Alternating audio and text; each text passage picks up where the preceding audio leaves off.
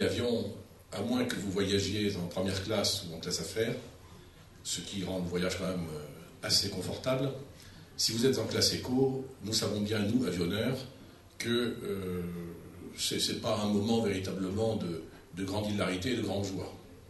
Bon, tout ça est compensé par le fait que votre prix du billet est vraiment calculé assez juste.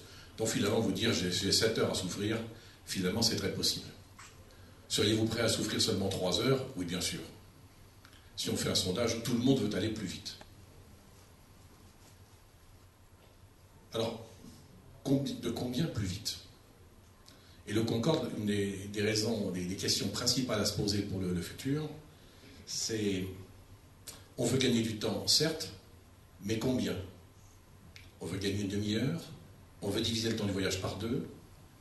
Si je vous disais, mais on peut faire Paris-Singapour en 3 heures, vous allez dire, mais c'est encore mieux. Donc là, on est aux alentours de Mach 4, Mach 5. Pourquoi s'arrêter à Mach 2? Donc la première question déjà, ça va être de dire, finalement, y a-t-il une durée du voyage qui est intelligente? Intelligente, c'est-à-dire que un avionneur et un motoriste et des équipementiers sont capables de vous assembler dans un avion, appelons-le encore un avion, un aéronef, on verra de quelle forme il pourrait l'avoir, un ensemble de technologies qui permettent effectivement de voler 2 fois, 3 fois, 4 fois plus vite que le son. Il faut aussi que l'opérateur, appelons-le pour l'instant compagnie aérienne, il trouve son compte. Et vous savez très très bien que le problème principal de Concorde, c'est pas qu'il n'était pas capable de voler à Mach 2. Il a montré qu'il était quasiment le seul à tenir Mach 2 pendant 3 heures. Donc techniquement, les éléments étaient là. Mais économiquement, pour la compagnie aérienne, l'équation n'était pas là. Pourquoi? Parce que la vitesse a un coût. Vous le savez bien. Vous courez, vous avez besoin de plus d'énergie que quand vous marchez. Vous poussez votre voiture à 130 sur l'autoroute, ben regardez la jauge d'essence, elle n'a pas la même gueule que quand vous êtes à 90. Donc toute vitesse a un coût en énergie.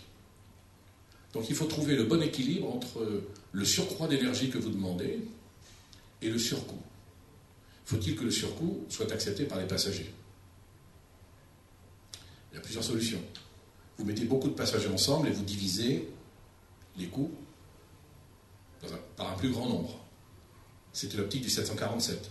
Mettons 350 ou 400 personnes à bord, ou de la 380, mettons 560 ou avec Air Austral peut-être 820 personnes à bord, et on a divisé le coût du voyage.